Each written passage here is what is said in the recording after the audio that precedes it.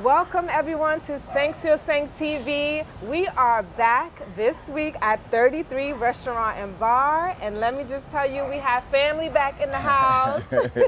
Welcome back, everybody. If you don't know who this is, JUSTVLAD is sitting to my left. What's up? Welcome back. Thank you for having me. Okay, so who is JUSTVLAD? He's our relief. Yes, the pressure's on. Comic relief is here. Yeah. Now, do you ever feel pressure, like when people see you, they're like, oh yes, you know, I've had a bad day, and they just call you, make me laugh. All the time, all the time. There's a lot of pressure because some days it might not be my day, like I don't feel jovial or anything. You can't just turn it on. They just want you to turn it on, like, well, what's wrong with you? I'm like, nothing, I'm just, you know, real life.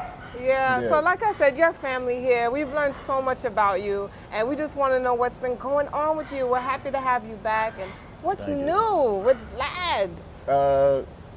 I don't know, it's weird because we're coming off a lockdown, so you know, people are still kind of freshly coming back out. Yeah. And so as of late, I've just been really kind of, I don't know, I promised myself a lot in 2020 while we were quarantined. Okay. And I'm just fulfilling those promises, just you know, holding myself accountable for what I promised myself and what I'm giving myself. Yeah, you have your goal set. Now, do you have a lot of restrictions still? Because I honestly haven't been out to the comedy circuit yet, as far as like attending a show. I know in the beginning when we were rolling things out again, they were like sectioning off people by twos. You could come in couples and sit in an audience, and of course, you as the comedian, you have your distance from us, so you can be safe. Is it still like that? Is everyone just immersed and it's back to stage, just like the way stage it was? zero? It's like everything's back. like nothing happened. Okay.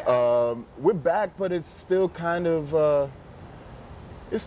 like uncomfortable because, you know, people could still sneeze and, you know, everyone's like, hey, what do you know, so it's back to normal, but it's not back to normal. There's still some restrictions where, you know, some venues might need the patrons to wear masks, or they might want the comedians to wear masks. So it's kind of weird, you know, being a stage person where the, you know, people are in the audience and you can't really hear their laughter because it's muffled by a mask sometimes. But we're getting around to it. We, you know, getting the ball rolling. You rely on that, So lately, we've had a lot of opportunities where we can just kind of like I want you to take me through like how you get your process going. I mean, we've talked about this before, and we know you're creative in your writing process, but we haven't had the opportunity when you were here last time to just really go deep into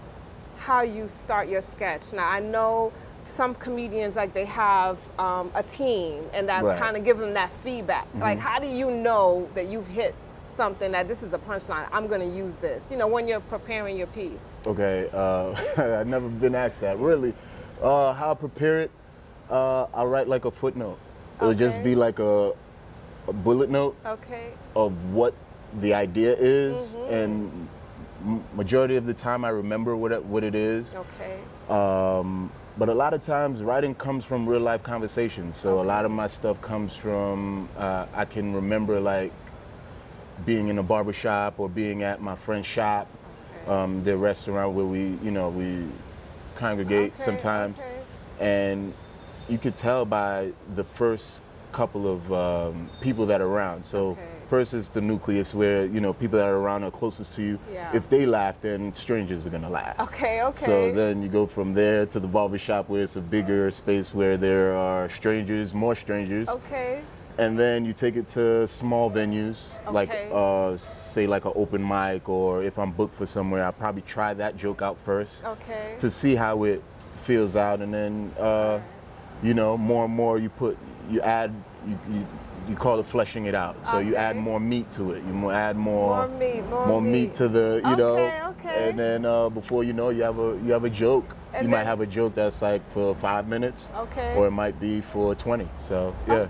Okay. Not 20, but yeah. Because I write myself as a poet, but nothing humorous, you know, or I don't intend it to be funny, and there may be something funny in it. Right. So I'm really interested in about like the writing and the whole like the storyline behind your jokes. Now I do know that a lot of comedians or comic relief come from real places. Sometimes, most of the time, it's pain turned into onto the stage to make people laugh out of real life situations.